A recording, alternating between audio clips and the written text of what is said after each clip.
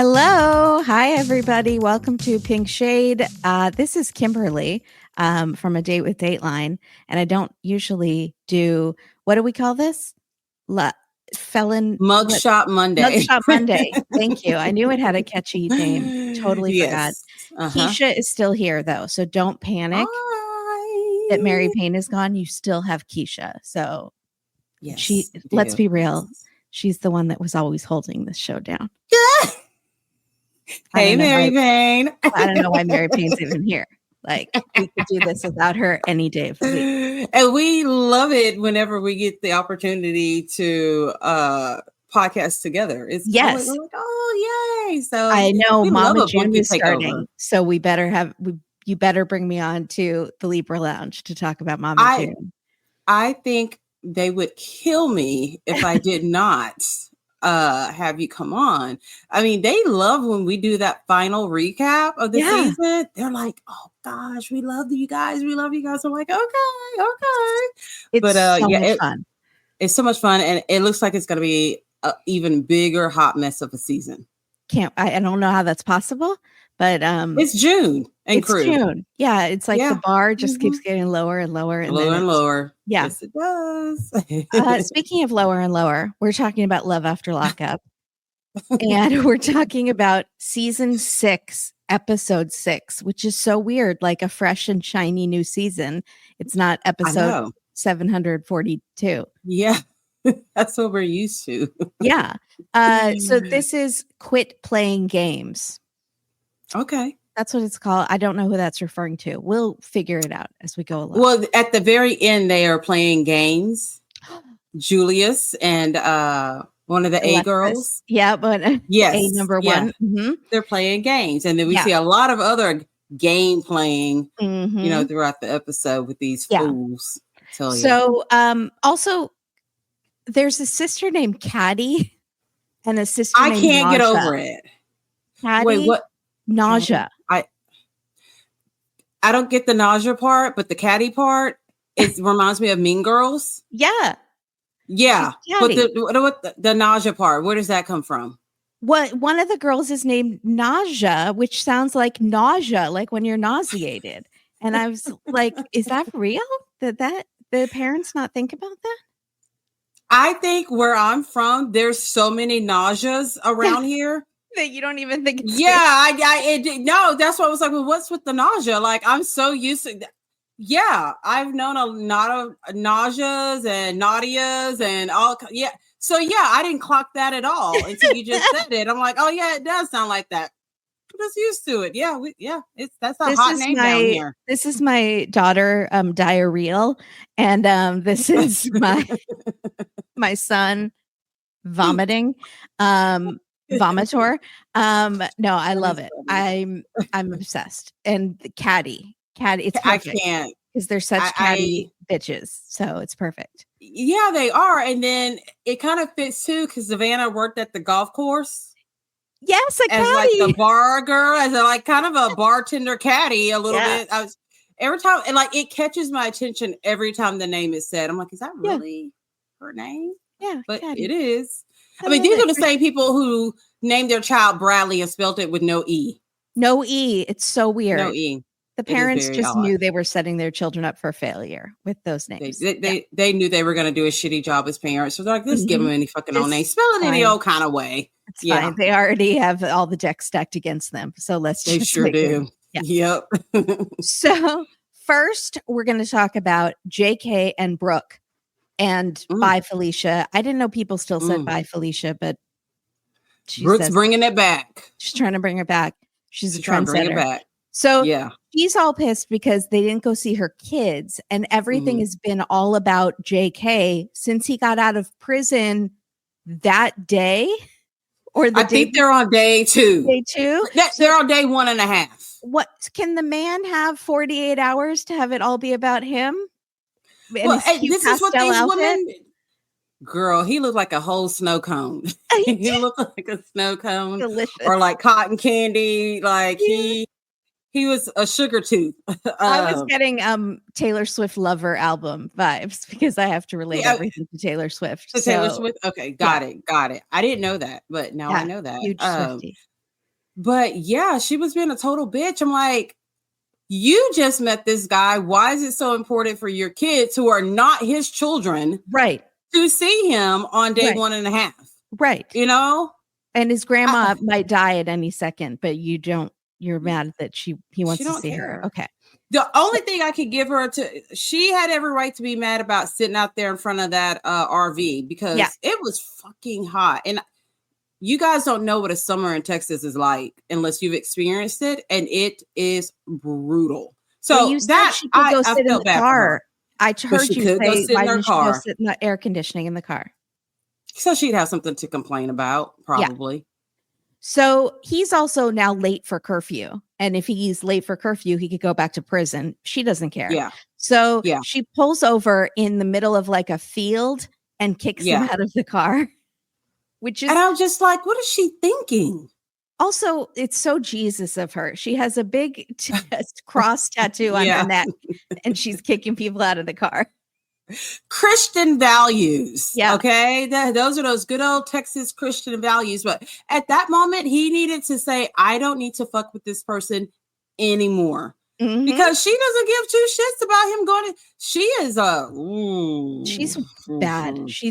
She's bad. Bad, toxic. I don't even know the words. So she talks to her mom on the phone. She's complaining about him. And he is on the phone, standing out in the middle of a field, talking on the phone to his cousin, complaining like, this stupid ass bitch out here tripping. It's 6 p.m. I'm not finna be late, bro. Bro, I just got out of prison, bro. And I'm not finna go back because of this stupid ass bitch. Also, I don't cuss on my podcast, so it feels very weird to be saying these words. I love it. Liberating. I love hearing you say cuss liberating. Words. So it's hot. I don't know if you're dating anyone or not right now, but I think if we do a dating pro for you, there needs to be a video of you just saying cuss words. It's hot. I love it. I love it. I'm too buttoned up. I need to just let it all out. Let it all out. I'm changing. But it's good that you've got the good girl image, but then it's like, but I do have this little bad girl image. I know bad words. Let me cuss for you, fine sir. Wait till I talk about those ropes and vibrators later. So I can't wait. So he has to be back in 45 minutes and then we start like a clock countdown. Yeah. And his cousin won't get there to the field in time to pick him up. So he gets back in the car and he's like, you need to take me now. So she's driving. He yells at her for driving too slow. And she says, well, get the fuck out. You can then walk.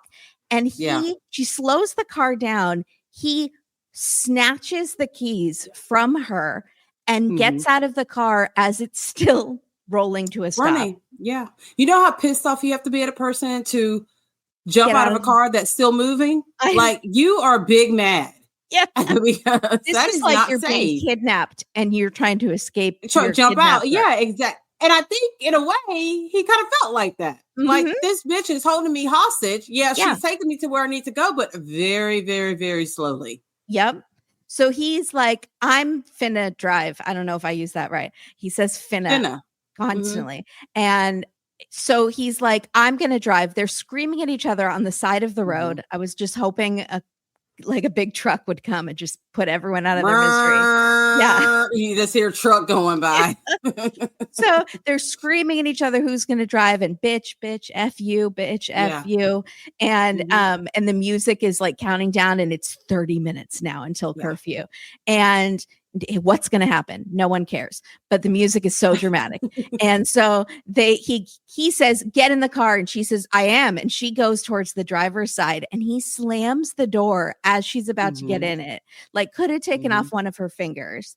And she deserves to lose a finger. She's not that. I don't like her that much. She'd be fine. No, with I don't think anyone likes her. Yes. Fine. You get 9 fingers, bitch.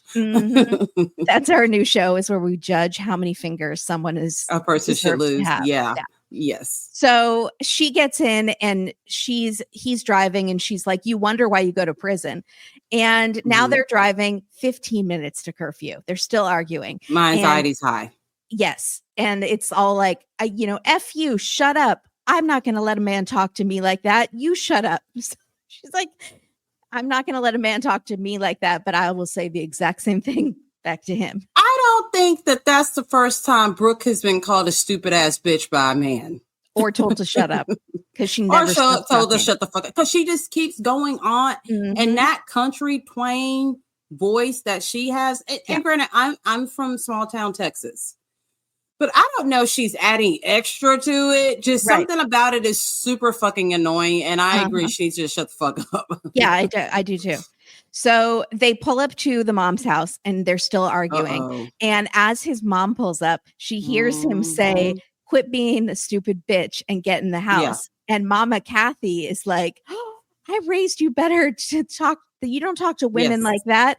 Of course, I also raised you to not go to prison, but you did that too. So some of my lessons didn't stick. But at all.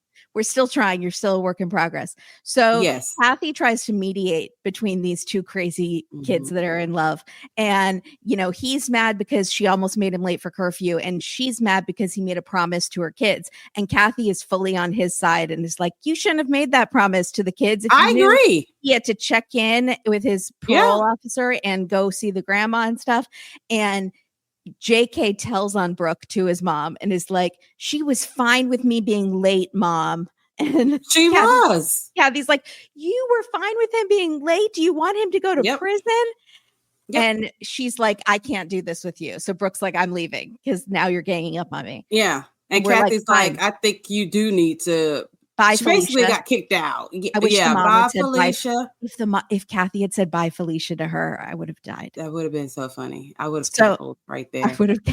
So Brooke, and this is what Brooke is going to do every time JK doesn't fall in line. Right. She's going to threaten, I'm going to call your probation officer. I'm going to do this. I'm going to do that. Like, that is going to be like her hold on him. And that's not good at all. No, with the threatening kind of ultimatum that's not cool. Like she's holding him with blackmail or something. It's not healthy. So, I think they're going to make it. These kids, they really have. They don't. We already know they don't. They are both toxic, and so maybe they will just be together until one of them blows up the other one in a fire or something. Well, we know now that JK has new teeth, which that's something. I'm very happy for him. Yeah, because that was a true mouth hole right there. I couldn't tell what was going on in different angles. Well, we couldn't. We saw a lot. That's how I was too. It was kind of like switching. I'm like, okay, that's missing. That's missing. It just all looked black. You know what I mean? Yes. And I'm thinking that shit probably had to hurt too, and probably didn't smell that. I don't know how she let him. It's like a gaping that on her maw, just like a big. So it had to be uncomfortable for him. More than just aesthetically, but probably painful. Yeah. And they've already broken up. Yeah. So okay, so they didn't make it, but she's not pregnant, right? No, thank God they did not get pregnant. Small blessings. We have to take the wins when we get them, and that's a huge. That cross on her neck. Yeah, that cross on her neck was like, you know what? I'm going to do the Lord's work. No ovulation for you this time. So Thank you, Jesus. You did it. You did a great job. Yes. Thank you. Brooke is going home and JK is like, you just ruined the best day of my life. And but then they kiss and make up and it's fine. But she's like, you can't do this again because disrespect is something I won't put up with from a felon that I'm dating. Well, bitch, you're disrespectful too. She's the most disrespectful. She really is. The next day, it's his welcome home party, and she's trying to calm things down with Mom Kathy and explaining why she was so upset. She said, I don't break promises to my kids. It's really important to me. Both of their dads have let them down, and I won't let it happen again. So I've decided to date a felon. And he's going to be the one that's not going to break promises to my kids. Yeah, he's going to show them what fatherhood is all about. He's going to be at all the soccer practices. Like, bitch, I don't even think he could go some of the places that your kids can go because he's a felon. But you think this is daddy daycare here for you. Okay. All right, Brooke. All right. He's going to become like a Boy Scout, like troop leader or something. Troop leader. Yeah. I think you can't be a felon and do that. I'm probably wrong, but I just think there's something discouraged. Yeah. But you know what? Part of the reason why I think she's upset also is because her ass was supposed to get those kids from her mom. Yeah. And now her mom's like, well, when are you coming to get these kids? So, and then she still stayed the night with JK. So you're showing you don't give a fuck about your kids that much, because I would have dropped them off and gone home. Yeah. She's she's all talk. Yes, she is. And boy, does she talk. Yeah. So Kathy says, just like chill out. You need to ease him into parenthood. This is all new to him. And then life is still new to him. Yes. Teeth are still new to him. So let's start there. Let's get this boy some teeth. Yeah. So before he can be a dad. So Kathy turns to her roommate Marla, and who is the one with all like the medical equipment, I guess, in her room. The nursing home. She has the nursing room in the home. Yes. Maybe it's like a side business. Like she rents out that stuff to people who have just had surgery or something. Like you need a potty. Kimberly, like that shit didn't look clean. No, it didn't. She's running a medical supply store out of her house. I wouldn't go there. I don't think it's she's running a medical supply store for the poor. Yeah, exactly. So that still has a little pee on it, but if you just wipe it up, it's all good. It's fine. So Kathy turns to Marla and is like, that girl's going to stress me out. Yeah. She hates Brooke. She is. So then JK's stepdad, David, in his American tie-dye shirt, says to Brooke, Kathy tells me that you are planning on having kids with JK. And Brooke says, yeah. And David goes, no. Yeah. Think. Just no. Yeah. No, period. Think, period. You got to use your brain. He's had more girlfriends in prison than I've had my whole life. So don't take this personal, but you're the latest in a long line. And you'll thank me if shit goes sideways and he leaves. You'll be like, damn, thank God I didn't have a kid with him. So he's preaching the good word. And how much more of a warning can you get? When you get a warning from a person's parent, then your ass needs to run. Like the parent knows their kid so well, they kind of they know what to expect and not what to expect from. When it's the parent telling you, my child is no good, my son is a hoe. Do not get impregnated by my son. Yes, because the baby, number one, is going to be smarter than both the parents while in utero. Let's just start there. The poor baby's going to be inside having to make decisions for the family, because the baby's going to have more teeth than him for sure. Yeah. It's going to come out with like a full grill. Like make the dad all Finna. Saying Finna. The first word will be going to be born today. And then out. See, and in Texas, finna and fixing too. Yeah, that's just a normal conversation. But I always forget you're in California. Those are normal conversations that say finna and fixing too. Oh, Love yeah. But it's funny when it's spelled out. Yeah, finna. I'm like, finna. Okay.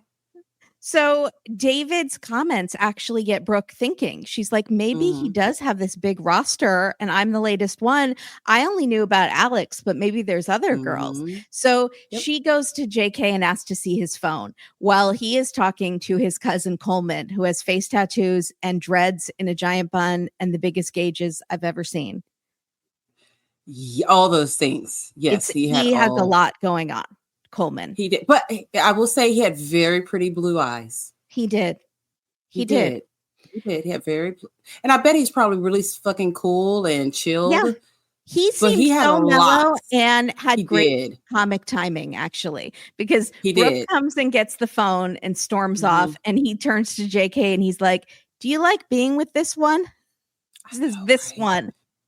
Everyone knows there's a list. Yeah. And everyone knows that this girl is about to get erased off the list. It's crazy. So JK's like, well, she's a lot. She's super jealous. So he says, oh, and I need to call my ex. And so he borrows the phone from Coleman and says, I've got to call my ex to make sure she's not coming today. And I'm going to set up a rendezvous. He says rendezvous with her at another time. And so Brooke is in the house deleting all the females she sees on his phone and blocking Alex from his Facebook, because she says once a whore, always a whore. She calls Alex a whore. Well, so is JK. And she's like, I'm so pissed looking at his phone and all these messages from girls. Look at my hand. It's shaking. And she's like, I'm not going to have a baby with a man who is not going to be faithful. So that's your only reason for not, for you thinking not to have with him. Yeah. Like, Kimberly, there's a lot of things I will do, but I'm not about to worry about a man with no teeth and a prison pass and what the fuck they're doing. I'm just not going to do it. I don't have time. I'm not going through their phone. I'm not. If you're going to do it, just do it. Yeah. Whatever. But Leave I'm me just out not of going to. Yeah. I'm not chasing a felon with a strong lack of teeth and needs to work on his vocabulary as well. Like, I'm just not going to do it. But this shows you how stupid she is. Yeah. But always in these relationships, the prisoner is the catch. Like Julia said, the prisoner has all the power in these weird power dynamics. You're right. And then that just it makes women look so bad because it's like so bad. Always, ladies, raise your standards. And I say, be your own Prince Charming. Like, why are you fighting for this man with no teeth, no job, can't go near an elementary school, no car? Yeah. What are you doing? So I'm like, I know the pickings are slim, but goddamn, they can't be that slim. Are they like in Alaska where there's like it's all it's just a cat fight to get the men. So or maybe it's the opposite. Maybe it's a cat fight to get the women. I don't know how it is in Alaska. I don't know. But this is I'm not cat fighting over a damn prisoner.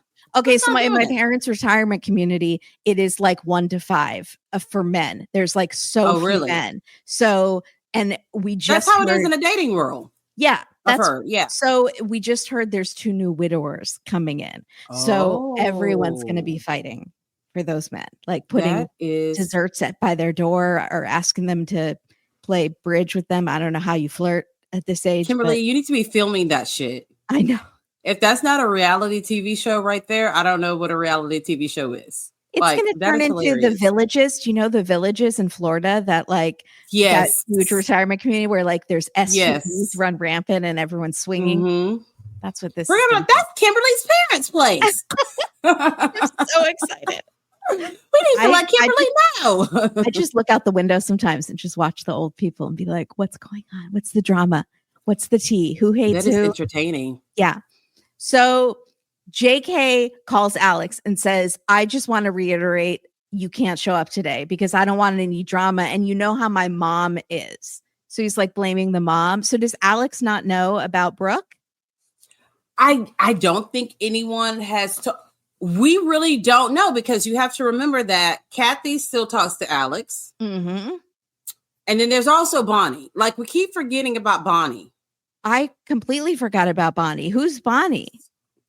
So Bonnie is JK's friend, has always been his friend. I think they dated like in high school a little bit. Oh, right. The one that was the Brooke was staying who lived with Alex. Yes.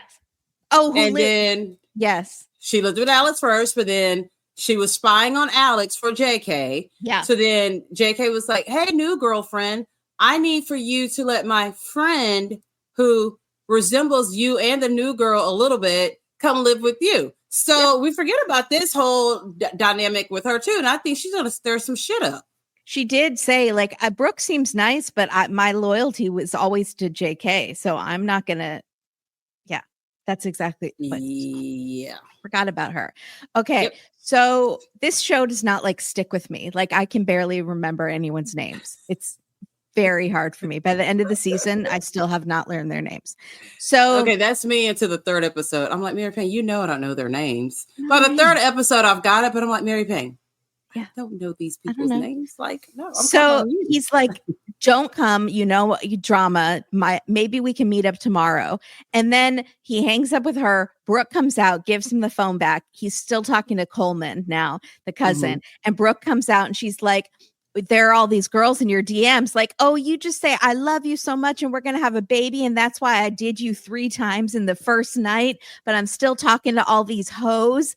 And at this point, cousin Coleman goes, I'm going to go. Yep. And this is not for me. Backwards walks out of the conversation. Like I'm going to go talk to Kathy inside because she's less drama. Anyone. Kathy and Marla, they've got all the potato chips. Let me go have some of the potato chips and talk to these two. Like this girl, I mean, for me to say someone is tacky, you are tacky. And she is tacky. For us to say someone on this show is tacky is a lot. It's a lot. And she's a title holder for tacky. She is. Yeah. And JK goes, "Why did you embarrass me in front of Coleman, my cool cousin?" And how about the fucking film crew and all the people who with colored television are going to see all this shit? Like, it's in front of the world at this point. And she goes, "Well, don't be a whore and I wouldn't embarrass you." And he's like, "I'm not a whore, you're a whore." And they start screaming. And she's like, "I'm done. You can have those hoes. I don't even want you no more." And she kind of storms off. Right. So she likes that mop hole. She does. So I want to do the baby daddies not have teeth too. I want to know the story with the baby daddies. I want them to come on the show and do a tell-all about her. Because they don't have anything to do with her. They hate her so much they don't have anything to do with their kids. That is, I don't blame them because she's a lot and all, but I don't want to have to talk to Brooke. I mean, I'm sure she would be the type of baby mama that would make your life miserable, especially if like you have moved on. Now, I'm not saying he's right for not having anything to do with his kids. Yeah, but I feel like she would be the baby mama from hell. Yeah, no, 100%. Like Psycho, like would light their cars on fire. Yeah. I don't know why I keep seeing fire images with them, but I just really feel like it's going to end in flames somehow. It possibly could. Hot breath included from JK. It's like a dragon. So yeah, he is a little dragon.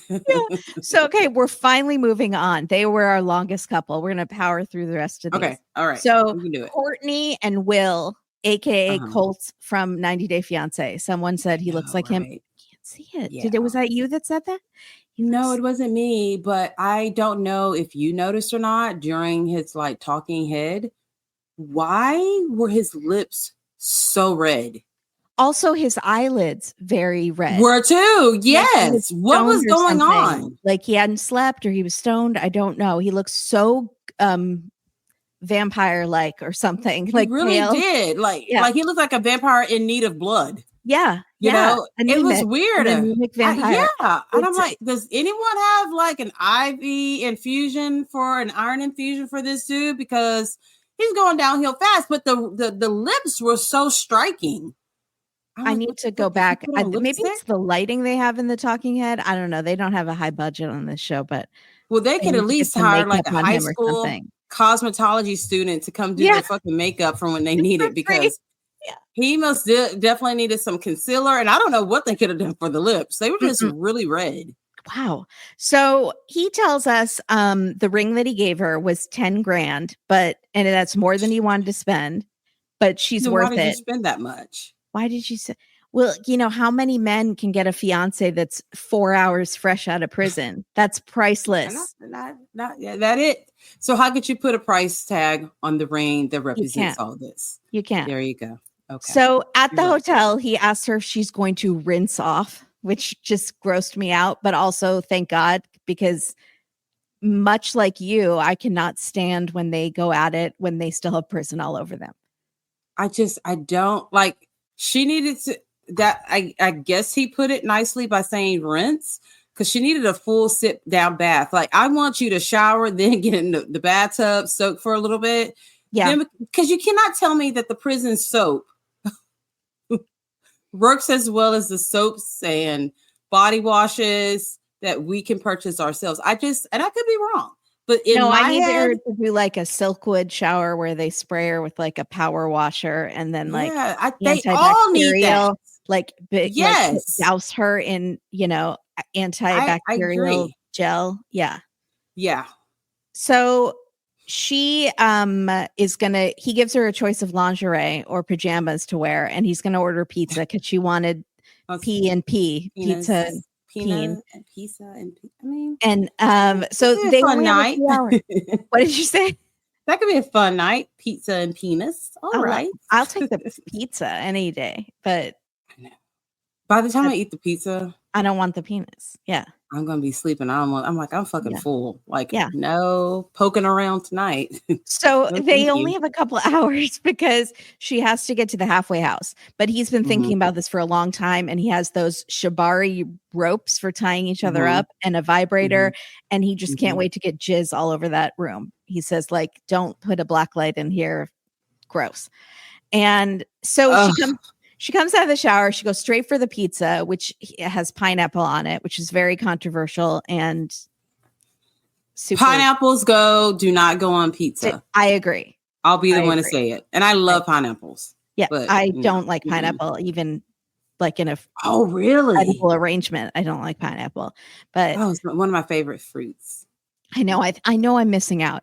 So she takes a giant messy bite, like a gross, non-delicate bite, and it turns him on because he starts to devour her face, and they're like making out with pizza still in her mouth. In her mouth. Yeah. Which I think is so disgusting. But I tell you what, last night we watched this episode with a friend of ours who has never watched any of this. He only knows about it from when we talk about it. He was like, man, he was really ready to fuck. I said, hey, you have no idea. We have watched these people driving down the road and go fuck in a cornfield because they cannot. He goes, are you serious? I said, yeah. So he's like asking us questions about, well, why did they? He goes, I feel like there's a lot of psychological things going on. I'm like, you think? Yes. And he's like, why did they do this? Why did they? We don't know. Like, it is something to just start with this show. You're like, what the fuck are these people thinking? Like, I love it. I want to know, like, how long would it take him to realize that the non-inmates are usually more fucked up than the inmates, and like. He kind of was starting to figure it out. And then we brought up the subject of the children, how the children are always so much smarter than the parents. And he's just, then we told him how like people like Lizzie, I was like, she has so many dudes that she had to hire a prison assistant. You know what I mean? He's like, are you serious? Like, it's big business. So. Yeah. Yeah. Mm-hmm. He had lots of things to say and lots of questions. I love it. Okay. Yeah. We recruited a new member. We recruited a new LALU member. Yes, he's one of us now. So they start to go at it like basically on the pizza, like on the bed. Like I was worried they were laying on the pizza, and she's nervous because she hasn't been intimate for 2 years. And I was like, he's not going to make her feel comfortable. He's just going to stick it in. Like, I don't feel like he's going to be like, are you okay? Is this going too fast? No. He's just, but ready. I feel like she would be okay with that. She actually seems to like that. Yeah, I think she wants. Yeah, she just wants to. She just wants to fuck. Like she's just like, look. I think she's saying she's nervous, but she's actually very ready. So I mean, for you to say you want pizza and peanuts in front of your mom, you're pretty damn ready. You're ready. Yeah. So later on in the night, he's driving her to the halfway house, and she says, "Will is an FREAKK." She starts. I was like, don't say that many K's, please. Because I want to know exactly why are there so many K's. And like, what did he do for the last K? Yeah. Just getting nervous. So she's like, I love it. I'm just as guilty. Like it was great. And he's like, tells us that was crazy. And he starts to describe, like, he said, I was toe curling and trying to hold on to the bed, and I was like, I don't know, was he like upside? It's like he was having an exorcism or something. I don't want to picture it. He would have done better off with just saying this. I was trying really hard not to jizz. That's all we. And you wouldn't have to describe all of the toe curling. Like, we get it. You were trying not to. Yeah. As we later on. What is the thing that is said later on? Shoot up the club. Shoot up the club. Yeah. Shoot up the club. You were trying not to shoot up the club. We get it. Just say that, and we don't need all the contortionist shit that you were trying to describe. We got and he's like, next time we'll use the ropes and the toys. We didn't even get to those. And then she says, I can't believe we got engaged today. When can we get married? And he says, let's do it tomorrow. Because what? Like, what? And he goes, well, yeah, my hotel maybe has a venue. We'll just go buy you a dress. I'll call an officiant. Let's just do it because we want to get this interstate thing so moving. She can leave. Yeah. And he's like, I don't want her in this city. I want her to go to Sacramento because here is where she used to use a lot. So I want to get her away from that. That makes sense. And I get it. I get it. But I think he also really wants her in Sacramento so he can tie her up every night and use a vibrator and butt balls and butt buzzers and whatever the fuck else he had in that suitcase. So yeah, he might have a sex dungeon like Stan with the comb I wouldn't be surprised. So she's like, okay, I mean, this is crazy, but my mom is only in town for tomorrow. So let's do it tomorrow so she can come. Yeah. Even though I'm she's surprised she not even at wanted all her mom thrilled. there. Yeah, I don't think she likes her mom, and her mom doesn't want them No. to get married. So maybe you don't need the mom there.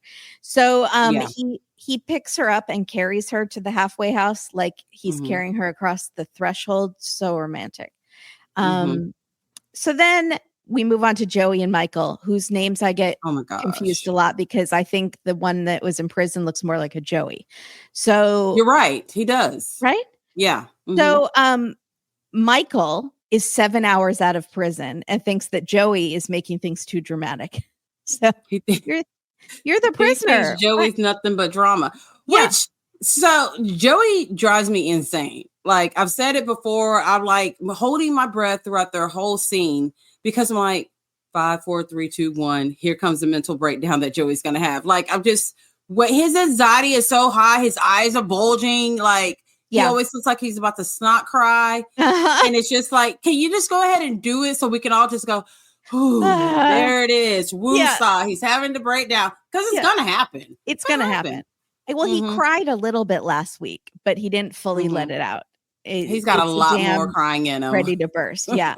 So Michael thinks that Joey loves him too much at this point in their relationship, and that makes him very uncomfortable. And again, they have this weird power dynamic where Michael is the felon without a job and no prospects and has nothing going for him, but he has all the power in the relationship. That is just insane to me. And I will say this about Michael, because I've met people like that. I think he loves Joey, and I may have said this on a podcast. He loves Joey probably as much as he could love a person who's not his mom. I think this is all that he's got. Some people are just wired that way. I think this is all that he's got. He just cannot be tamed. I mean, he's a slut puppy. He is. That dog in him. He's a rebel, and a rule breaker, and is always trying to get away with things and stuff that maybe he would do when he was a teenager, and he's in his 40s now. And he's still doing it. He's such a slut that I think he's probably got 3 bitches pregnant, even though he's gay. He just wants to, but he's so truthful about it. Yeah.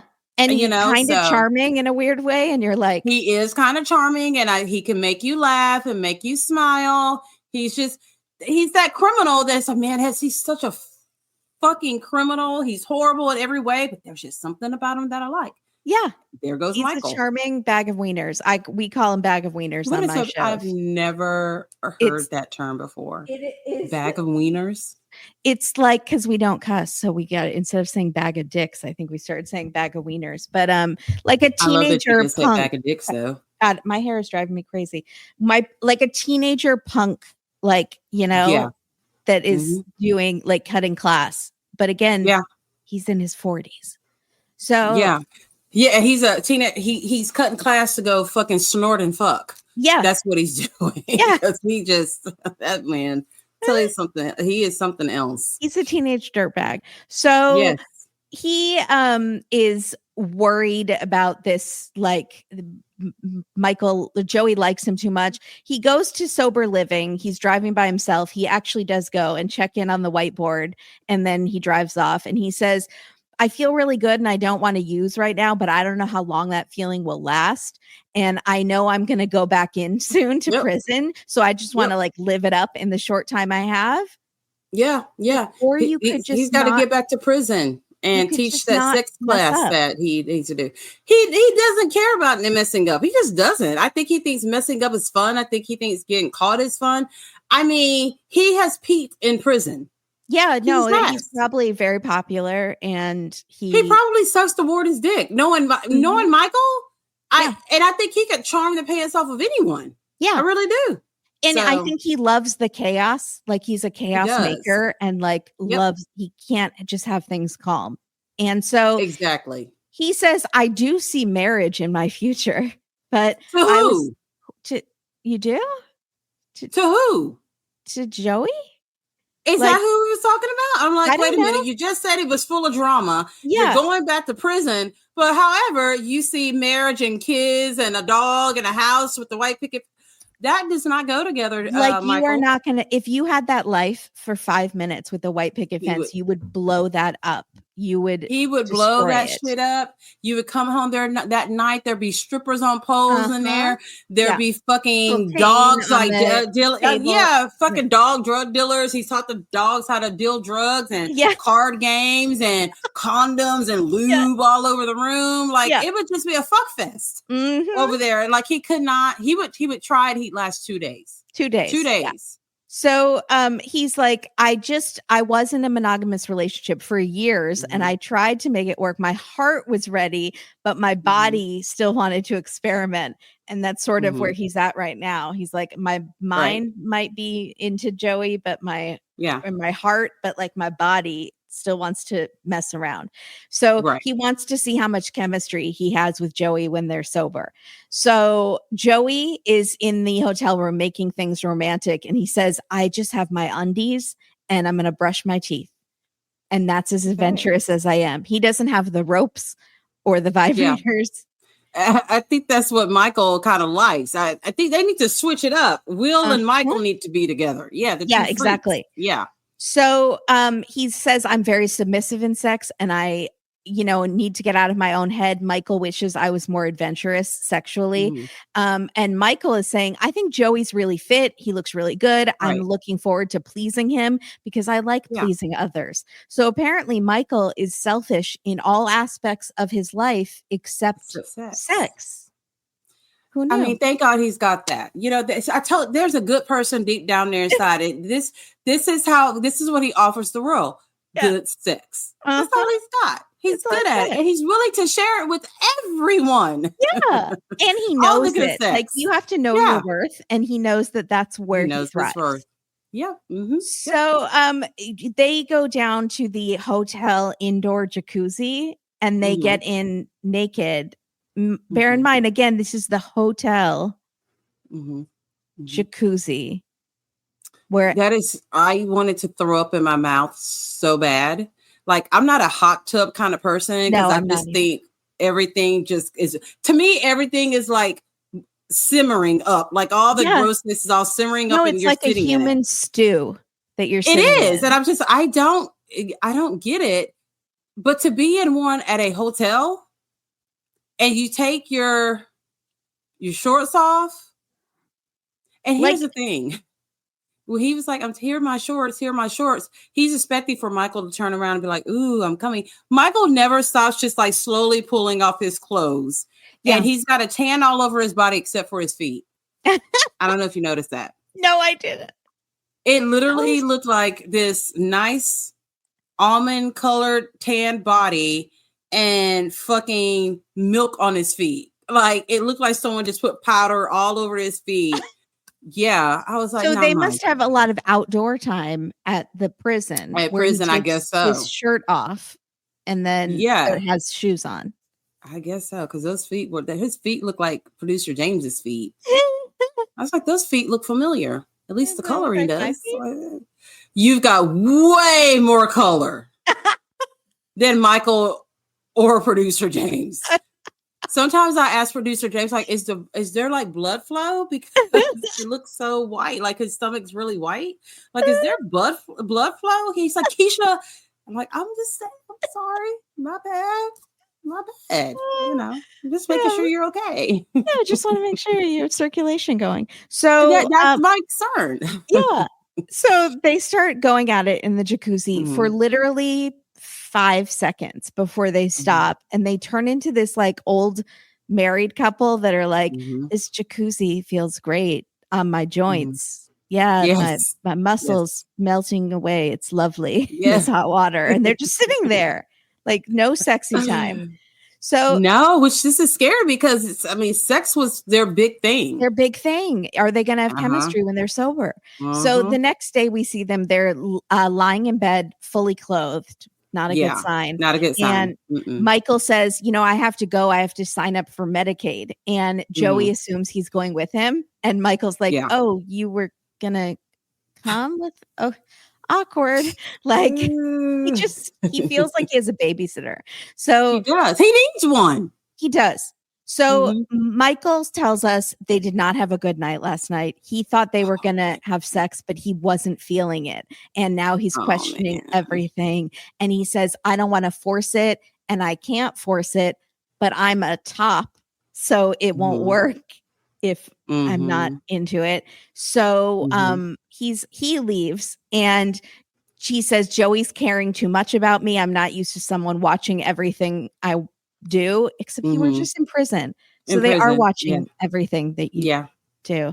They probably let him run amok in prison, though. That's true. Yeah. And he says the kiss of death. I'm getting dad vibes from Joey. Ugh. That's bad. This is not good at all, because they were both concerned about the sexual chemistry. And then you have Michael, who is highly sexual, and you just got out of prison. Well, never mind. It's not like he wasn't having sex in prison. He was having sex in never prison. mind. Yeah, he was having lots of sex in prison. Yeah. But this is not good. This is worrisome, actually, that they couldn't even. It's not boding well.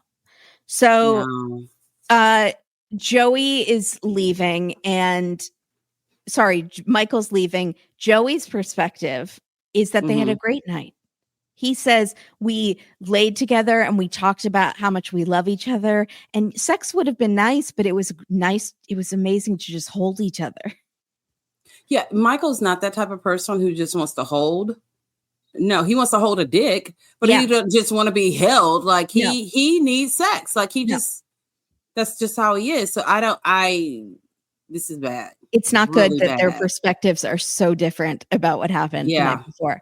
So Michael says having someone nag you and look over your shoulder is enough to drive anyone crazy. And subconsciously, I may have taken Joey's phone so he can't get in touch with me. That was not subconscious. That was on purpose. You took Joey's phone. Yeah. And now Joey is at the hotel ready to go for a run at the gym, and he can't find his phone. What is he going to listen to? He needs to listen to Pink Shade podcast when he runs, and he's now going to have to run in silence. That's not going to work. Like, if I can't find my phone, like, he handled this really, really well. If I can't find my phone, I'm freaking the fuck out. I feel like I'm on 100% oxygen and my oxygen tank just ran low. Yeah. I am freaking out. I'm like, I need to find it. I need to know where it is. Like, where is it? You know? And I'm getting like phantom vibrating. Like, is it in my pocket? Yeah. No? Yes. But Joey's like, oh, okay. Well, he's looking all over for it. It's pretty sad because we know where it is. No, exactly where it is. He doesn't know where it is. And so he's like, gets on the floor to look under the bed. He pulls the sheets off the bed. He pulls out the nightstand to look behind it. And he's talking to himself. He's like, a phone just can't get up and walk away. Where could it be? But your boyfriend can. Where do you think it is? So Michael finishes his meeting and he says it was just a bunch of red tape. I have to get like food and money assistance and like food stamps or something. And they want me to do this job search assistance program. And I'm not going to do that, but I'm going to say that I did it. He's a mess. He's a mess. And then he's like, I'm going to swing by the halfway house. And I said I was going to be back by this time, but I'm going to erase that and put a different time, and I'll just fake it. It's fine. That is just not how it works. Like, you still need some kind of permission to do these things. But like a 16-year-old boy, he thinks this is good enough. This is okay. This is, I did enough of what you told me to do. Yeah, he doesn't. So it said Joey keeps calling him from the hotel phone because he doesn't have his phone. He's like, why is this taking so long? What is he doing? Is he cheating on me? Is he doing drugs? What's happening? And so Michael gets a call from his friend Spencer, who is apparently his best friend. He said they knew each other when Spencer was in high school, which makes me think that Michael was out of high school. And this might have been an underage situation. Are we shocked here? No, not at all. No. And he was dating Spencer's best friend. And then the two of them went off together and started doing it. So no dick is safe around Michael. No. So he says, I can't give up Spencer. He's like my best friend. And if Joey wants me to, that's not going to work. I won't give up any of my friends, any of my fuck buddy friends. for Joey. That's let's just call it what it is. You're right. Fuck buddies. Like, he's not. He just. So Michael returns to the hotel and he's like, he's probably looking out the window for me. And Joey is fully peering out the window. It's such like a I do thing. at the retirement community. Like, right. Right. And he did that over 40 looking out the window thing. Yeah. And it's a true thing. Like, when you're over 40, you just look out the window a little bit more often. But he's actually looking at the window to see if his child has made it home safely. Exactly. Yeah. Yeah. Did he make good decisions? Yeah. Like, oh gosh, he's finally home. Thank God I can go to sleep now. Yeah, that's totally what he did. Michael comes in and he's like, oh my gosh, I had your phone. I don't know how that happened. Like, maybe you put it in my bag by accident, or I don't know what happened. Yeah. And Joey's like, that's crazy. How did you have my phone? And so the producer, and he's trying to gaslight Joey by being like, I think you put it in the car. You must have left it in the car. And Joey is like not buying it. And then cut to Joey sitting with the producers, and the producer goes, do you think he took your phone on purpose? And Joey's like, no, I don't think he did it on purpose. And the producer goes, so do you think he took 2 phones by mistake? And Joey gets so mad with the producers, and he's like, fine, you're saying he did it and he did it, but I don't believe that he did it. So let's just move on, because what I believe is what I believe. And, I think he didn't do it on purpose. So what if he took the phone? Big effing deal. This is like, just drop it. I don't want to talk about it anymore. It's like, why? I mean, he starts blowing up at the producer. This is someone who's been so used to defending your toxic addict boyfriend, and you're so in denial that you get mad when someone questions you with logic. And especially people who they know exactly what happened. Like, they he took your phone because they were filming. I don't know, they're in the room, they were filming it. Yeah, I was just like, man, he came in pretty fucking hot. I'll tell you something I've never done, Kimberly. I have never, ever accidentally picked up my husband's phone and taken it with me anywhere. Like, it just doesn't happen. Now, my mom did accidentally put her phone in my aunt's purse, and my aunt drove back up to LA with my mom's phone in her purse, and then had to like FedEx it to my mom the next day. Oh, no. Yeah. But are they women of a certain age? Yes, they are women of a certain age. They're women of a certain age. Yeah. So there you go. Yeah. Mm-hmm. Yep. So also, he didn't have like a giant purse with him, so he would literally have like 2 phones in his pockets. Joey's done. I lost a lot of respect for Joey during that moment when he just was all over the fucking producers. Like, damn, bitch, he stole your phone. Move on. Like, they know, Michael. Everybody knows, but you're the only one who's in fucking denial here. Whatever, Joey. Moving on to our thruple, Ashley Jerky Breath and Julius the Catch. My jerky breath. She loves that jerky. Said, I do too, but I don't usually eat jerky when I'm about to meet a man that I want to kiss. Like, no. Like that's for afterwards. No, not the right time at all. So, and Alexis, we have we like Alexis. So, do we? Well, I thought I did, because she's self-conscious and like she has a job and she's, like really needs this to work out for her self-esteem. And that made me very sad. So I was rooting for her, but she's now being like willfully ignorant, I think. But oh man. What the heck was that? The freaking lawn guy is here. He didn't get to come yesterday because we had tree trimmers, so they couldn't both be back there, and he would come right now. Okay. Well, sorry, Ingrid. Sorry, Ingrid. Sorry, nothing listener. I can do about it. Sorry. So my hair just looks horrible, and I can't stop fidgeting with it. And you have lawn people, and you look amazing. No, I keep messing with my bangs too because there's a space right here, and it's driving me insane. I fixed it, but it's still gonna shift. It's gonna split. I know it's gonna split before we end the show. We're having a day. So Ashley, so is Ashley, Poor Ashley is wandering the halls of the hotel, screaming and sobbing that he lied to her and he has a girlfriend and I need some alcohol. And I couldn't even tell if she was on the phone with her friend or she's talking to the camera or she's think she's talking to the camera, or I think maybe she was talking to herself. Walls. She's like, walls of this hotel. Yeah. Let me tell you my woes. Here's the thing about Ashley, that every day there's something new coming out. Like, she really was that girl once upon a time. Like, she's been in like music videos. What? She has done. Yeah, she's a singer. Like, I listened to one of her songs the other day. She's a songwriter. She dated this guy. I don't know if you know who the rapper Waka Flocka is. Probably not. But they had a show. He and his wife had a show on WeTV as well. So he's this big rapper, and he's got this little brother who I think is a rapper or was a rapper. But I remember the little brother committed suicide. Well, Ashley was dating the little brother during that time. And she was actually down there to see the little brother when he committed suicide. Oh, my God.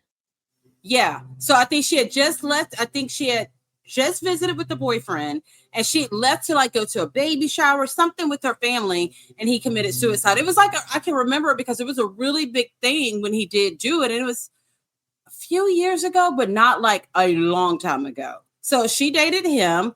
I mean, if you go through some of the pictures, I mean, she really was hot. Like, she really was. But the teeth. She had teeth.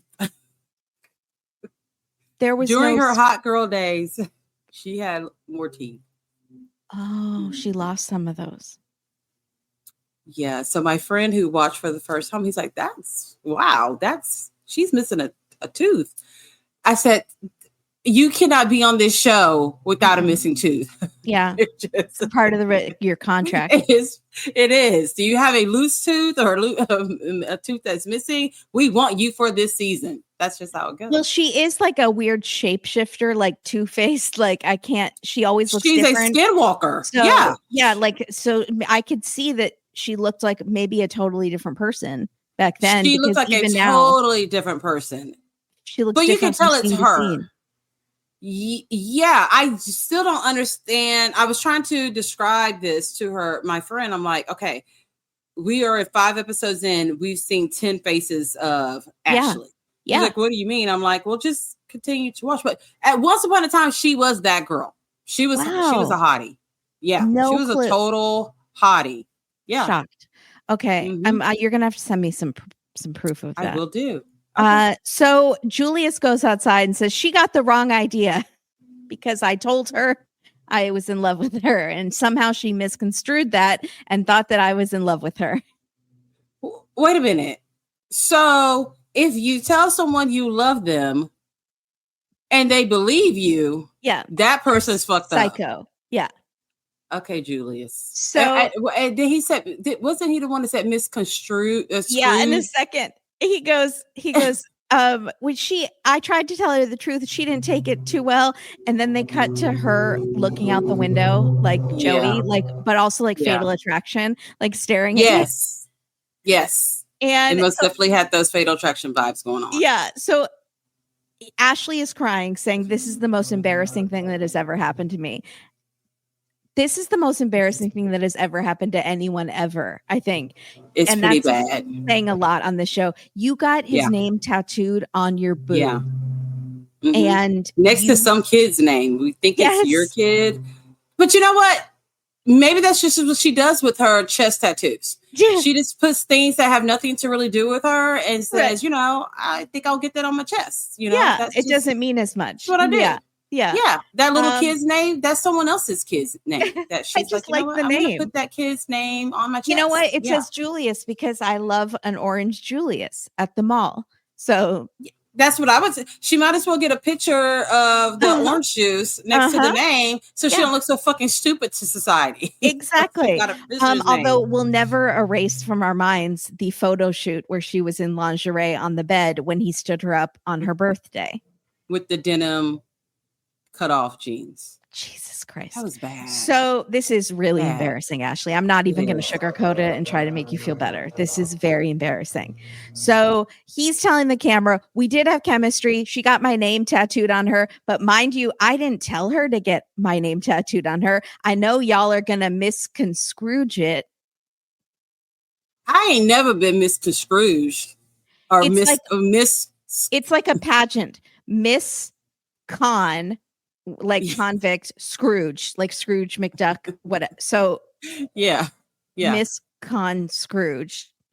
He didn't go to prison to the for simple grammar. words, Julius. Just say she was confused, or he got last place. Took it all the wrong way. The prison spelling bee. He did not place.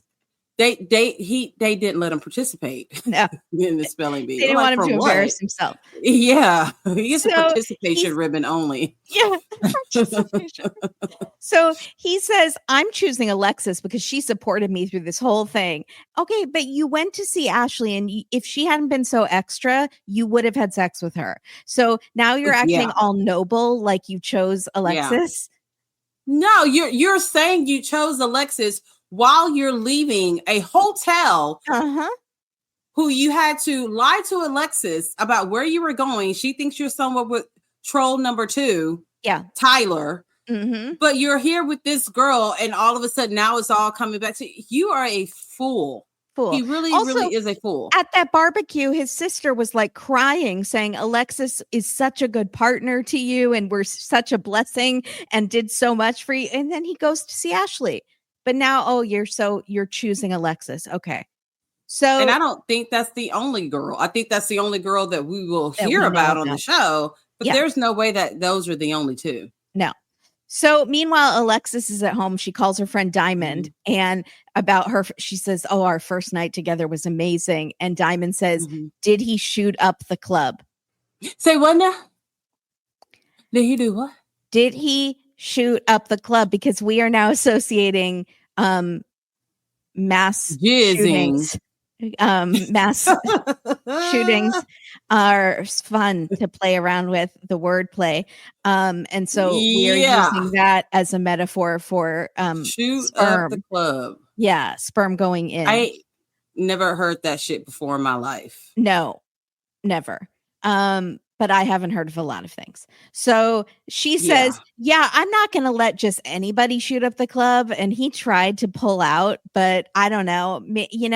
I'm getting soulmate vibes from him. So I think I will let him shoot up the club. So I don't know what was stupider. The soulmate thing, because your soulmate is at a hotel right now. Yeah, exactly. Or the fact that you don't know if he did or did not shoot up the club. Right. I think when someone shoots up the club, you kind of know they shot up the club.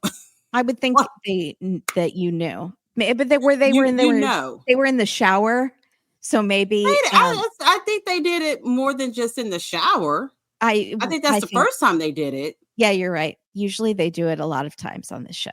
Yeah, and it's just whether or not your dude has done a misdemeanor, shoot up the club. So she has committed mass murder. So he left a manifesto and he shot up the club. Yeah. She doesn't know that, but she keeps talking about how she gets like vibes and she has a gift for discerning things. And if things are off, she learned it in church. But you need to switch churches. Learn to know if he shot up the club or not. But she knows if something is off and she's feeling like something is off now. So he comes back. Bitch, because it's way off. She's doing her nursing homework because she does have a lot of prospects and she's got sense, but not common sense. Right, exactly. So he says, I was just smoking and chilling with Tyler, which is great if you are on parole. Maybe you shouldn't. Yeah. But he left that prison doing drugs and drinking in the parking lot. Yeah. Yeah. So then he goes to take a shower in the middle of the day, which should give wait a minute, bitch. Vibes. And Alexis is like, I'm getting that vibe. My spidey senses, someone's being shady. So The next day, she takes him to the parole officer. She's still having suspicions. Meanwhile, Ashley has not let go. She's texting him that she's going to put him on blast. So, and she would do and more she did. That. Yeah. She did. Yeah. Did she? Since the show's been on, she's been putting his ass on blast. They both have been putting each other on blast. Oh, right. She said he was gay because he didn't want her. And that is always I hate it. Reality TV shows, if a guy breaks up with the girl, she will always say it's because he's gay. I didn't know it was that many gay men in the country. I mean, because every time one of them breaks up, it's because he's gay. I'm like, girl, really? Just because he don't want to fuck you does not mean he's gay. No. Like, stop it. Like, he's with you had jerky someone else. And he wasn't that into you. Sorry. Yeah. So she, Alexis is like, we're going to go on this board game date. So they go this board game shop where you play games and there's a lot of games choose from. I would very much enjoy that. That's my good time. But there is nothing about Julius from dreadlock to toe and all the tattoos in between that says, hey, I want to spend the whole day with my girl playing board games. No. He just doesn't look like he's about that life. No, we're going to have some chamomile tea and play some games. No, he wants to go out and do crazy things. And she's very tame. She goes to nursing school and she plays board games. Well, she needs to study extra hard at her nursing stuff if she doesn't know if a man has shot up the club or not. Exactly. She hasn't gotten that class. She hasn't gotten to that part. That's next semester. A lot of notes during that semester because I'm like, there's signs that one has shot up the club. Come on. So they do this board game. She wants to play Uno, and he's like, no, they have Uno in jail. We're going to play Connect 4. So they are playing the most boring, quietest game of Connect 4 in total silence. Just no shit talking. No, you're cheating. None of you give me a glass of Moscato and fucking Connect 4. It is a night full of shit talking and competition. Totally. Yeah. Not with these two. No, they're literally just staring at each other. And she says, okay, you can tell me, is there any other girls that you're talking to? You can be honest with me, which is the trap. It is the biggest trap. Yeah. And he says, okay, if you want me to be honest, there is someone else. And because Ashley was going to put him on blast. I think that's the only reason he admitted it. Knew. Yeah. And so she gets very upset and goes to the car and starts crying because she didn't really want him to be honest. She just said that. She wanted a lie. Yeah. She wanted a lie. So Brooklyn and Brian, who I am the least invested in, like just don't know their names. She's the cheer coach who got mad about the picture on the iPad or whatever. Of the big booty bitch. Big booty hoe. Got mad about that. Yes. Yeah. So he's been in the halfway house for 3 weeks. He's getting an ankle monitor connected and he is going to parole to her house. So she has not seen him in all this time because he's still technically an inmate. So she goes to pick him up. He has all of his belongings in a trash bag. And it was a big, like, hefty. We love a trash bag. Yeah. Yes. And they kiss and he says she looks amazing. And, you know, he thinks she's so sexy. And like, he's been locked up for 6 years, though. So because if a woman pissed me up from, where was he? The halfway house in a fucking potato sack. Yeah. Like what she had on. I'm like, okay. I just feel like I'm all for body positivity. I'm very self-conscious about my body. I am size beautiful. I try, you know, I wish I was as confident as some of these women in the skin tight things that they choose to wear on TV. Like that one girl with the crazy, like pink hair who was a truck driver last season. Hope. Who wore the most unflattering outfits I've ever seen. Well, because they didn't fit. They didn't fit. You know what I mean? Like everyone knows my past with my weight. Yeah. Even at 350, I'm like, okay, I'm in this, but my ass don't need to be in this. Right. Why she wore that beige, skin colored. But yes, bodysuit, no Spanx. look, this just does not look good on anybody. Those things look good on anybody. It is a Christmas onesie for a baby that you basically are putting on.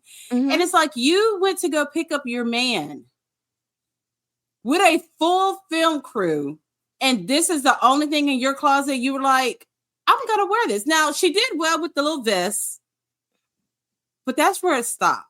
No, I hate that. I hate that color on anybody. It's like you're wearing nylons, like you pulled on like some pantyhose over your whole body. Yeah, and that's what it looks like. It's just like there was no one in her. Like, I just have never been out shopping and saw a bodysuit and said, I bet that shit looks good on me. I just was like, move to the next section.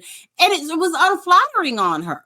No, it wasn't. It was unflattering. And I don't think you have to wear shapewear. You don't have to be uncomfortable, but you could wear something that looks cute. Like that did her no justice anywhere. However, producer James and my friend both said, but she's got some big ass titties. We'd motorboat that. I don't know. Okay. Well, that's a positive. But they both were like, why did she wear that? I'm like, God only knows. Mm-mm. I don't. But I admire her confidence. She is confident than a motherfucker. I would like to steer it like in a different direction. Just take that confidence and like work it into a positive way. Oh, yeah, and not a flesh tone bodysuit. Not a flesh tone bodysuit is really the issue we have with it.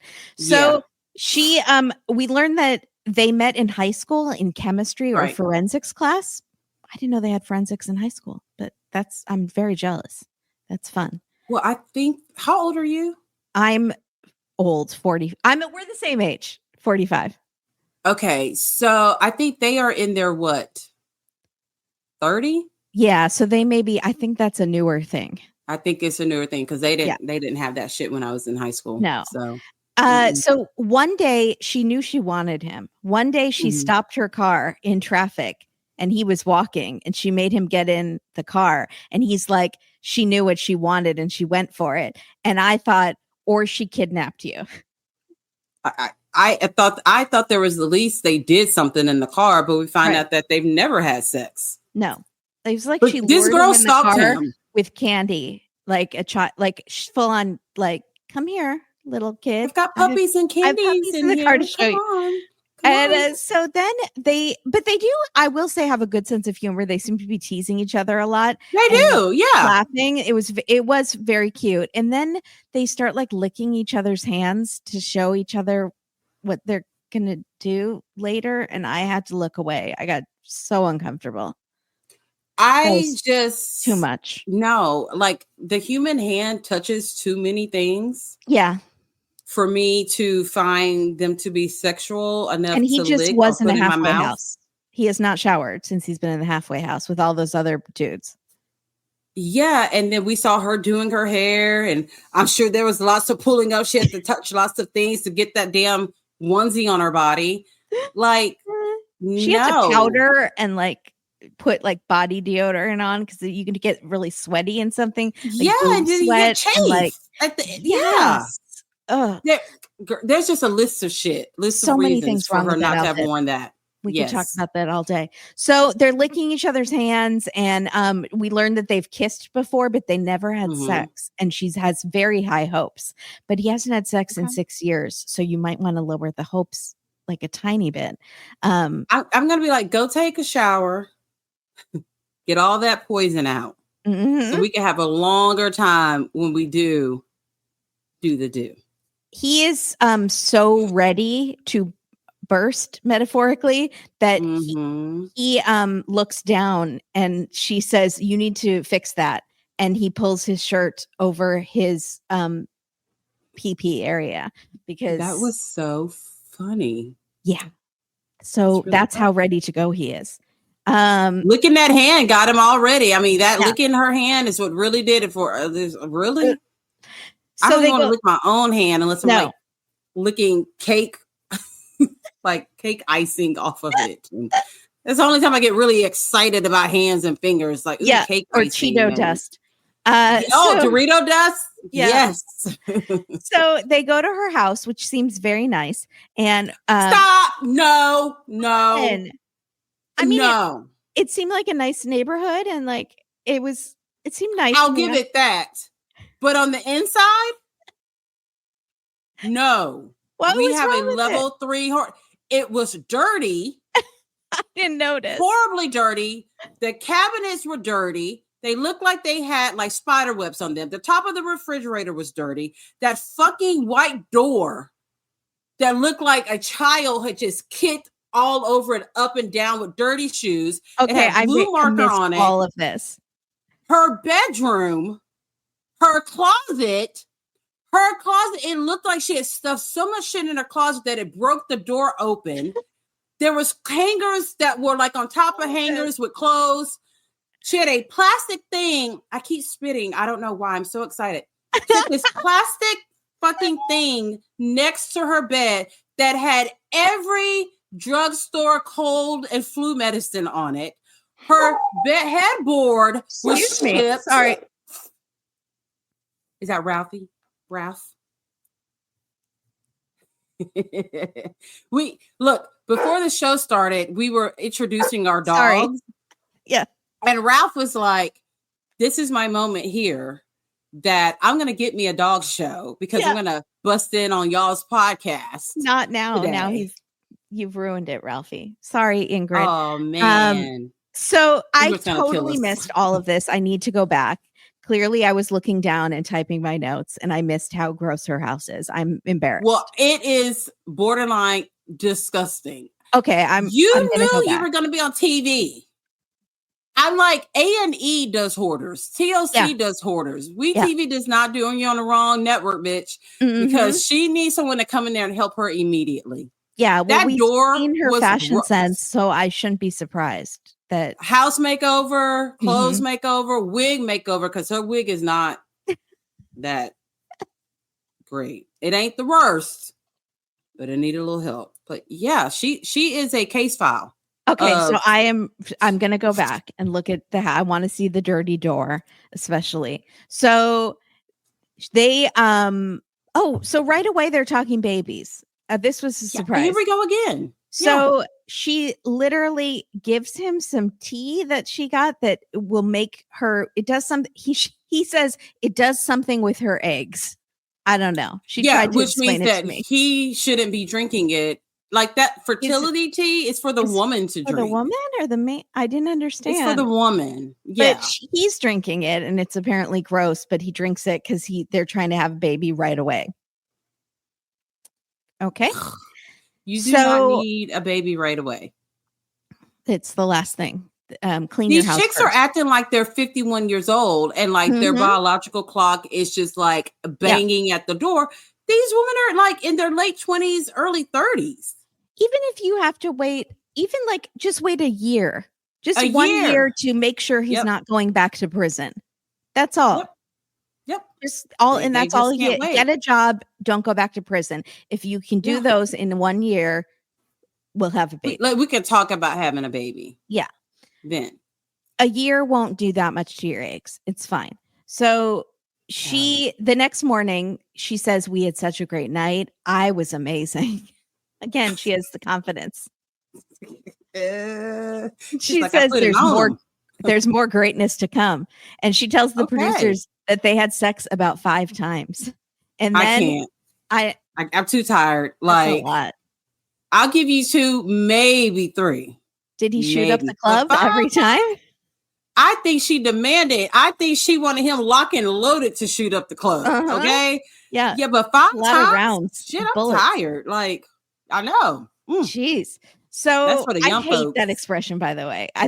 Makes me. I hate shoot up the club. I'm never going to use it again. That is so. We will never use that in real life. It's so wrong. Ooh, yes, people like us will never use that in real life. Only we're talking about this goddamn show. Exactly. Like I never heard that hate before. It. So I hope people aren't listening and going, they think mass murder is funny. No. We are not condoning. We don't. We are laughing at these idiots who compare the two. just like it is humorous to us that their level of stupidity. Yeah. No, shooting up anything is not okay. Not okay. Not at funny. all. So No. they're basking in the afterglow of 5 times, and she decides to bring up the picture on the tablet again, and she pulls out the piece of paper. Yeah. And she's like, she doesn't even look like me. You know, do you like this girl? And the producer says, do you think this woman is hot? And he says, well, she's not Brooklyn, but she's okay. She's a nice woman. That's a smart man right there. Yep. Mm-hmm. She's no Brooklyn in her flesh-colored bodysuit, but you know, because I love me a woman in a flesh-colored bodysuit. That really gets me going right there. So she's like, you can't do this ever again. So he destroys the photo, crumples it up, and she's happy, and they're laughing. But he says, you know, I think she's going to keep bringing this up. I think it's going to be like months down the line. She's going to be talking about this. I'm never putting a piece of paper on the back of anything ever again. I think that you should not do that either, Brian. I think that is, but I also think that is also a sign of how controlling she's going to be in regards to him and anything having to do with women. Mm-hmm. Because do we still think it was just like an Instagram person that he? That's what I think. I do not think that this was a person he knew in real life. That's just my opinion. I could be completely wrong. I often am, but I don't think it was someone who actually sent him a picture, because in prison you can actually send the actual printout instead of on a piece of paper. I think it was some random big booty bitch. I really do. I don't think he knows her. So, but she's still mad. So they're having a party for her, welcome home party for him, and all the family and friends are going to be there, and he's going to meet her 8-year-old daughter, Alani. It's spelled Ailani. So, okay. So she says they already talk every day, and they're very close. And when the little girl is dropped off, she screams, "Bestie!" And she runs over to him, and he picks her up, and he says, "I love her. She is the smartest little girl. She's so great. Yeah. She came up with the nickname Bestie, and we call each other Bestie." It's really, really cute. That was really, really cute. However, I got really, really nervous for that little girl. I had Don't some break her heart. So this was really cute. This was cute. What I did not think was really cute was the bedroom scene. I didn't know how to feel about that. I felt fine about it. What did it make you uncomfortable? There was a level of discomfort because part of me thought, this is really nice. He's been really sweet to her. She seems to really like him. It was just still that level of discomfort of this man who doesn't know my child, just got out of prison. Okay, is in my daughter's bed. The bedroom door was open, and it was. The mom is like watching from the hallway. Yeah. Although, I mean, we've seen many times they are like, "This is my child. You're going to babysit them while I go to work." You know, and you don't know these people. They could, you know, that it's. I saw the sweetness in it, but the paranoid part of my brain, and it's good to be careful about stuff like that. That's it. Yes. And that's we're how very jaded from watching these shows. But I tried to bask in the sweetness of it as she's showing him the pictures. Sweet. She has pictures on the wall, and he says, "Who's that?" And she goes, "That's my dad, but I want your picture up there too." It's very sweet. But here we go again. Here's another child who's getting very super close to a prisoner. That you don't know how loyal they're going to be. They might go right back to prison. No idea. Yes. Yeah. It's like, why are you encouraging the attachment? Yeah. Yes. So she says, "I hope my mom and Bestie stay together forever." And then she asks him how prison was. You can tell she's very smart. And she's like, "How was prison?" And he says, "Well, I was there because I made a bad mistake, and it's a bad place." Right. And she says, "What was the mistake?" And he says, "I was being mean to people, and I was doing stuff I shouldn't do." And she's like what? And he's like stuff. And she's like, "What did you do?" And he says, I robbed people. And she's like, "What did you take? A TV? Like car? Like what did you, she's what into did you do?" this. And he's like, "You know, I don't think we should talk about, well, maybe later we'll talk about this at another time." which was good. Yeah. I'm glad he stopped and was like, he seemed really good with her. He did. And then they pinky promise that, they'll talk about it maybe when she's older or something. And she's like, I'm trying to write a script for a show. I need all the details. I need Why do you think you're here right now? Do you think I invited you in here for shits and giggles? Yeah. Working on a new... I have a Rod Murphy for Law and Order that I'm working on. Yeah, like you're not. No, this is not friendly. Like I have a purpose for talking to you, felon. Yeah. So, she's so cute though, and I'm like, very nervous he's going to mess this up. Yes. And and then Brooklyn tells us, I love their relationship. Our next big hurdle is my overprotective dad. So that will be on our next episode. I cannot wait to meet Dad, and hopefully she doesn't wear another flush-toned bodysuit in front of her dad. I don't like. I hope she doesn't. That really I don't like. So our last couple is Bradley with no E and Savannah, and Caddy and Alyssa, the sisters. So they leave his welcome home party. No one got stabbed. That's good. Yeah, but Sister Caddy told him Savannah's going to bring you down. I was like, he just got out of prison. How much farther can he go? Why is he the catch here? They kill me with this shit. I'm like, you just said that about someone who is 2 days fresh out of prison for not some really great things, and you're worried about Savannah being a bad influence on him? Yeah, it's all these sisters. The sisters and the moms are always like, she's not good enough for my baby. She's not good enough for my brother who just got out of prison for the 10th time. Yeah. Yep. Can't. So Savannah says, it always seems like a competition with your sisters. Like either I'm supporting you or they're supporting you. Why can't we all support you? And I feel like it's sad that you have less support from them because of me. What did I do that's so wrong? I put money on your books and like took care of you. And, and he says, I'm tired of all the delegating and the politicking. I feel like I'm in the middle of a gang war. Wow. It's that bad, Bradley? It's that bad. And he doesn't need that stress. He just got out of prison. And he says, I have seen like gang war documentaries, and they just seem a little bit rougher than what you're going through. Yeah. But that was just through my eyes. Yeah. He said, it doesn't matter if she likes you. He doesn't want to go. I don't want any trauma. I don't want any drama. I don't want any llama from my mama. I was just he doesn't want a llama. Yeah. No baby mama. No bad karma. Yeah, none of that stuff. She's getting all amped up and it's stressing him out. She's like, lower your voice. Can we please stop talking about this? I don't care either way. Like if you get along with her, if you don't get along, just leave me out of it. I don't want the drama. So the next day he sits outside of her huge mansion and he's like, his sister Alyssa calls and says, Savannah got you that dentist appointment a month out, but that's too far. So I called and I got you one for tomorrow. And so then Savannah comes out and she hears about this and she's like, did you ask Alyssa to get you a dentist appointment earlier? Yeah. Who's going to take you to this dentist appointment? Yeah. Is she going to take you in her no car? Do you know how far away this dentist is? It's 45 minutes. Do you expect me to take you?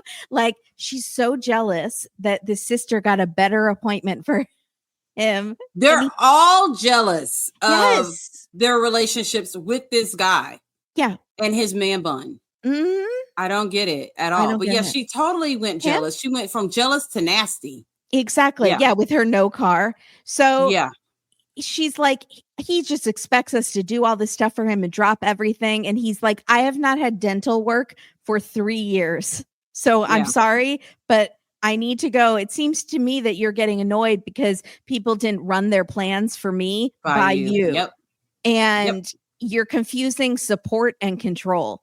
And like, you need to calm down. And so they start fighting and she's like, I feel like I'm talking to Caddy again. And he's like, don't bring up my sister. Like, why does this was I thought you were fighting with Alyssa in this conversation. Now you're fighting with Caddy and neither of them are friends. Here. Yeah. So they're arguing and he's like, I'm trying to build a household with you and not be separated from my family household. And she says, that's not me doing that. That's him. And then he's like, you started this whole thing because you wanted boundaries with Alyssa and her crazy eyebrows. And you should have just said nothing. And she says, you and your family say nothing, and then the resentments build up, and that's why your family is so fucked and no one likes each other, and you don't even know why you hate each other. And that's not how we do things here. And so he takes the car and he drives off, and she calls his sister Alyssa and says, he took my car and says I'm so controlling. And, it's not even my car. It's my mom's car. It's in my mom's name. And like, he should be taking someone's car. My mom called the cops on me 3 times when I was doing drugs. Right. So maybe like he shouldn't do that. And maybe my mom will call the cops on him. Basically, that's what she's saying. And I mean, but he did that shit so smooth. I mean, he just walked in the house, grabbed the keys, did say a word, walked right past her, and just drove the fuck off. Yeah. I'm like, I mean, it was so smooth. I really thought it was his car for a second. That's not a stolen vehicle. Was he in jail for stealing cars? Because he did it really well. He just did it. I mean, when he said no drama, he really meant no drama. He's like, even when I'm committing a crime, I am silent and I don't talk shit. It was kind of impressive. It was. So Savannah is controlling how Alyssa should call the brother. She's like, you should call your brother and say, I'm your big sister and you should listen to me and you should not steal someone's car because you could wind up in prison again. Like, fully trying to control, give Alyssa words to say. So Bradley is driving, and then Alyssa calls him and says, she's very upset. And, he says, well, she's so controlling. She was looking over my Instagram and micromanaging who I should block and what I should post. And it's a lot. And then the sister's like, well, she's freaking out about the car and she keeps saying stolen car. And so I kind of think you should go back to the house because it's possible she's crazy enough to call the cops on you. Essentially. And she might be. Yeah. And we don't know next week. So that's all that was a long episode. It was an hour. It was a long episode. Yeah. And then the only preview I saw was Alexis asking Julian if he slept with the other girl. And he said no. And then she says she's going to forgive him. Yeah. But she wants to track his phone. Anyone else. Yeah. Well, you should have been doing that. You should have put a tracker on his phone before you even gave him the damn phone. I'm like, y'all are so dumb. Like, that's prison 101. Yeah. Yeah. Put something on giving their phone them the phone. And paying for it. Put it on. Yeah. They'll never know. Yeah. Yeah. I'm like, you silly little rabbits. Like, we need the first thing I did. Advice show, because I feel like these people all need our advice. Their fashion sense, everything, eyebrows, teeth, yes, all of it, behavior, yes, life choices.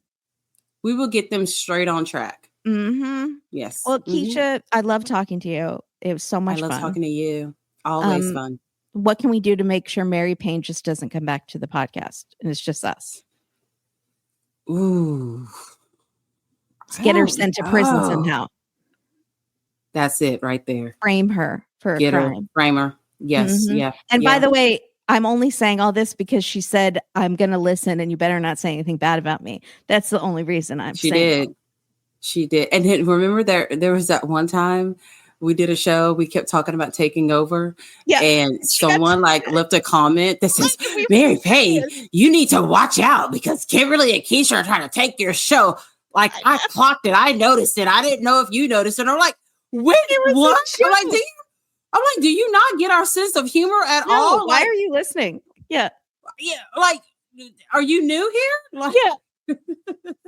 We were really scheming about it. Yeah. Yeah. I'm like, if we were scheming, we would not put it on the actual podcast. Be behind the scenes. So, after we stop record. They love their Mary Payne. I'm like, they do. They're very protective of her. Very protective. Yes. Yeah. I'm like, don't worry, guys. We're not planning a coup. We will stop recording and then plan the coup because we're not going to do it on the show. We got plans. But we love you, Mary Payne, and we miss you. We do.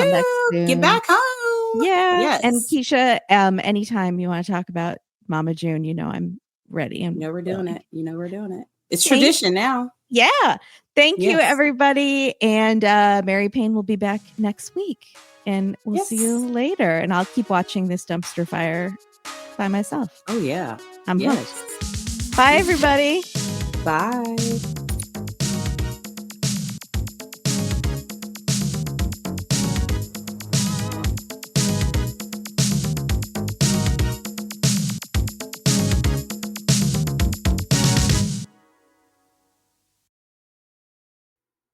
Ads not read by me, Mary Payne, don't necessarily reflect the views of Pink Shade.